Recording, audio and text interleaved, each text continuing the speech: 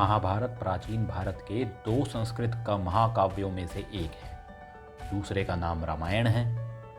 यह कुरुक्षेत्र युद्ध में चचेरे भाइयों के दो समूह और कौरव और पांडव राजकुमारों के बीच उत्तराधिकारी के संघर्ष के रूप में वर्णित है।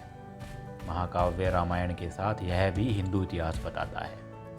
श्री कृष्ण के परमधाम जाने के बाद अर्जुन ने श्री कृष्ण के पौत्र वर्ज और कृष्ण की पत्नियों और द्वारका की बची हुई स्त्रियों के साथ इंद्रप्रस्थ की ओर प्रस्थान किया। रास्ते में अर्जुन के ऊपर हजारों भीलों जो डाकुओं के रूप में थे उन्होंने आक्रमण किया। इस युद्ध में एक अजीब सी बात हुई। चूंकि अर्जुन के साथ सभी सैनिक श्री कृष्ण के वियोग में बहुत दुखी थे, वह युद्ध करने की स्थिति में नहीं थे। अतः अर्जुन ने मन मजबूत करके सभी डाकुओं से अकेले ही युद्ध करने का निश्चय किया। अर्जुन ने युद्ध करने के लिए गांडीव पर जैसे ही प्रत्यंचा चढ़ाने की कोशिश की, उन्हें ऐसा लगा कि मानो उनकी भुजाओं में बल ही समाप्त हो गया है। हालांकि उन्होंने युद्ध प्रारंभ कर दिया, लेकिन कुछ समय बाद उनके अक्षय तर्कश में बाण समाप्त हो गए। अब अर्जुन ने सिर्फ धनुष को डंडे की तरह चलाते हुए डाकुओं से युद्ध किया और उन्हें परास्त करके भगाने में सफल भी हो गए। अर्जुन ने मुख्य रानियों को तो बचा लिया, लेकिन दुर्भाग्यवश डाकू कई स्त्रियों का अपहरण करने में सफल हो गए।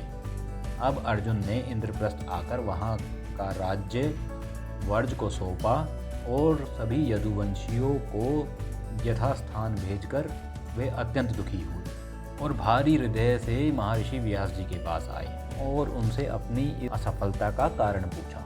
तब व्यास जी ने उन्हें बताया कि जिन यदुवंशी स्त्रियों का हरण हुआ है, वे सभी स्त्रियां पूर्व जन्म में अप्सराएं थीं, जिन्हें महर्षि अष्टवक्र का उनके रूप में मजाक उड़ाया था। इस कारण महर्षि ने उन्हें अगले जन्म में डाकुओं द्वारा अपहरण करने का श्राप दिया था। इसी शाप के कारण डाकुओं के सामने उनकी स्त्रियों की रक्षा के लिए आए हुए अर्जुन को युद्ध में असफलता का सामना करना पड़ा। उनके देवीय अस्त्र शस्त्र ने भी उनका साथ नहीं दिया। व्यास जी ने अर्जुन को यह भी बताया कि वे उन स्त्रियों के लिए चिंता ना करें।